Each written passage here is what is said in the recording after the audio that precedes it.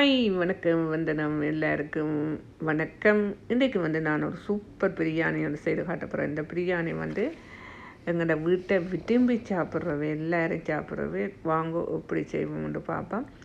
இந்த ஏன்னு சொன்னால் பிரியாணி வெளியில் வாங்கி சாப்பிட்றது ஒன்று உரைப்பு கூடவே இருக்கும், அல்லது ஏதாவது ஒன்று கூட குறையவே இருக்கும். இது நாங்கள் செய்தால் உங்களுக்கு நாங்கள் செய்து சாப்பிட்றது அவ்வளவு டேஸ்ட்டாக இருக்கும்.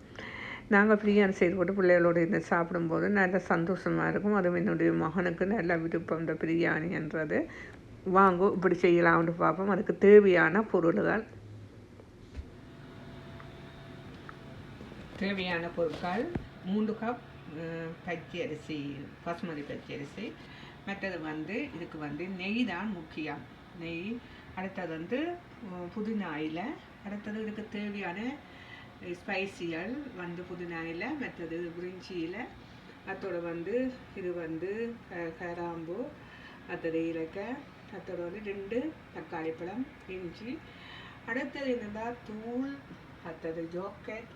அடுத்தது என்னென்னு சொன்னால் இதுக்கு முக்கியம் என்னென்னு சொன்னால் வெங்காயம். வெங்காயம் முக்கியம். வெங்காயம் ரொம்ப போட்டிங்கன்னா நல்ல டேஸ்ட்டாக இருக்கும். அதோட ஒரு நான் சிக்கன் எடுத்துக்கிறேன். இது எலும்பு சிக்கன் போட்டால் தான் பிரியாணிக்கு செம சூப்பராக இருக்கும். வாங்க இப்படி செய்யலாம். இது வச்சு ப்ரெஷர் குக்கர் வச்சுட்டு இப்போ நான் இதுக்கு 3 கப் தண்ணி விட்டு 3 பசுமதி அரிசி போட போகிறேன். பசுமதி அரிசியில் செய்திங்கன்னா அவ்வளோ டேஸ்ட்டாக இருக்கும். வாங்க. நான் இந்த கப்பால் தான் எடுத்த நான் அரிசி. இப்போ இந்த கப்பாலேயே தண்ணி விடுவோம். 3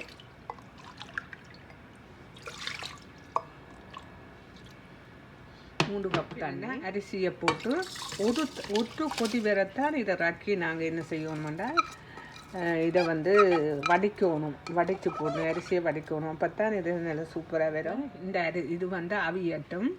இந்த அரிசிக்குள்ள புதினா, உப்பு போடும். இப்போ இந்த சட்டிக்கு ரொம்ப நெய் விடணும். என்னென்னா இந்த பிரியாணிக்கு ரொம்ப நெய் விட்டால் தான் அவ்வளோ டேஸ்ட்டாக இருக்கும். எண்ணெய் ஒரு கொஞ்சம் விட்டால் அந்த நெய்யுக்குள்ள கொஞ்சம் ஆயில் விடணும். இனி நாங்கள் வச்சு நல்லா பேஸ்ட்டாக அரைச்சாச்சு. இப்போ என்ன செய்யணும்னு நினச்சிட்டோன்னா இப்போ இது நல்லா ப்ரௌன் கலரில் வந்துட்டு இப்போ இதுக்கு என்ன இதுக்கு ஒரு 5 பிரிஞ்சியில் ஒரு பட்டை, மற்றது உங்களுக்கு லவங்கம் வேணுமெண்டா போடலாம். மற்றது ஏலக்காய் வளம் போட்டு நல்லபடியாக வதக்கணும்.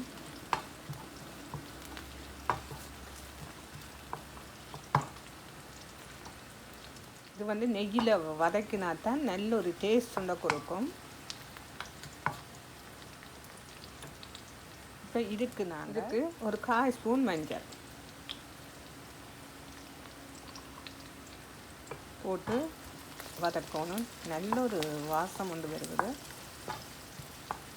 நல்லா நெய்யில் வதக்கினா தான் செம சூப்பர் டேஸ்ட்டாக இருக்கும். இதுக்கு பிரியாணி பவுடர். இந்த பவுடர் போட்டிங்களோ அவ்வளோ டேஸ்ட்டாக இருக்கும். பாருங்கள், இந்த பவுடரை பாருங்கள். பிரியாணிக்கு செம டேஸ்ட்டாக இருக்கும். கூடங்கட பிள்ளைகள் சாப்பிடுவாங்க. அதானபடியாக நான் இந்த பிரியாணி பவுடர் தான் போடுவேன். இதில் ஒரு கரண்டி போட்டால் காணும். உங்களுக்கு உரைப்பு கூட வேணுமென்றாலும் போடலாம். போட்டு இதே நல்லா பிரட்டணும்.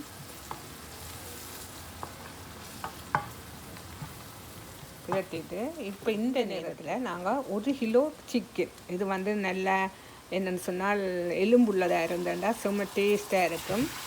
நான் எலும்புள்ளதாக தான் எடுத்துக்கிறேன். நல்லா பிரட்டி விடணும். தண்ணி கூட பாவிக்காதுங்க. ஏன்னு சொன்னால் இது தண்ணி கூட பாவிக்குங்கண்டால் இது என்ன செய்யும் என்றால் இப்போ இந்த சோறு தண்ணியானால் குழாயின் சோறு. இது என்னென்னு சொன்னால் நல்லா போன் சிக்கனாக இருக்கணும். அப்போ தான் நல்ல டேஸ்ட்டாக இருக்கும் பிரியாணிக்கு. எல்லாத்தையும் இப்படி எடுத்து விடணும். இதுக்கு இப்போ என்ன செய்யணும்னு சொன்னால் நாங்கள் வச்சுக்கிற கொஞ்சம் இது கொஞ்சம் இந்த வதங்கட்டும். வதங்கி இந்த இதுகளெல்லாம் போட்டும், இந்த தண்ணியெல்லாம் போட்டும். இருக்க நல்ல எண்ணெய் தன்மையாக வரும். எண்ணெய் தன்மையாக வந்தால் தான் பாருங்கள், இந்த சைட்டில் எல்லாம் எண்ணெயாக வருதுல்ல, வந்தால் தான் இந்த பிரியாணி சிக்கன் அவிஞ்சிட்டுன்னு சொல்லி இது பதம். இது அவிஞ்சா சும்மா டேஸ்ட் அவ்வளோ டேஸ்ட்டாக இருக்குது, சும்மா சூப்பர் டேஸ்ட்டாக இருக்கும். இது வந்து முந்திரி கொட்டை கொஞ்சம் போட்டு விட்டிங்கன்னா நல்ல டேஸ்ட்டாக இருக்கும். உங்களுக்கு விரும்பினால் இதுவும் போடலாம், பேஸ்ட்டும் போடலாம், முந்திரி வத்தலும் போடலாம். இப்போ இந்த நேரத்தில் தயிர் விட்டு எல்லாத்தையும் ஒரு மிக்ஸ் பண்ணி விட்டுடணும். விட்டுட்டு இப்போ நாங்கள் அடித்து வச்சுட்டு இந்த கலவையை போடுவோம். ரொம்ப டேஸ்ட்டாக இருக்கும், அவ்வளோ டேஸ்ட்டாக இருக்கும். கொஞ்சம் மிளகாத்தூள் என்னன்னு சொன்னால் கொஞ்சம் உரைப்பாக இருக்கிறதுக்காண்டி கொஞ்சம், ரொம்ப இல்லை, உங்களை விரும்பின உரைப்பு கேட்டதாக போடலாம். இது கொஞ்சம் நல்லா என்ன செய்யட்டுமென்றால் நல்லா எண்ணெய் விரட்டு, இந்த சைட்டெல்லாம் எண்ணெய் விரட்டு, அப்போ தான் ரொம்ப சூப்பராக இருக்கும். இப்போ இதுக்கு தேவையான உப்பு போட்டு நல்லா மிக்ஸ் பண்ணிவிட்டு ஒரு 5 minutes இது வந்து நல்லா அவியும். அப்படின்னு உடனே கம்மலை வச்சுட்டு போன பிரியாணி சூப்பர் பிரியாணி. விடக்கூடாது, இந்த ப்ரெஷர் குக்கரில் இப்படியே விடணும். விட்டு ப்ரெஷர் குக்கரில் ஒரு 2 விசில் வரும்போது நல்லா எண்ணெய் வந்துட்டு பார்த்தீங்களா. இனி இதை வந்து நாங்கள் 20 நிமிஷம் நாங்கள் ப்ரெஷர் குக்கரில் வைக்க போகிறோம். ஒரு 20 நிமிஷம் வைக்க போகிறோம்.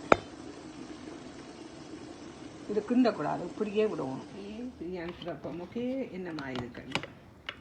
ஓ சூப்பராக இருக்குது பாருங்க, பிரியாணி என்ன மாதிரி இருக்குன்னு பார்த்தீங்கன்னா.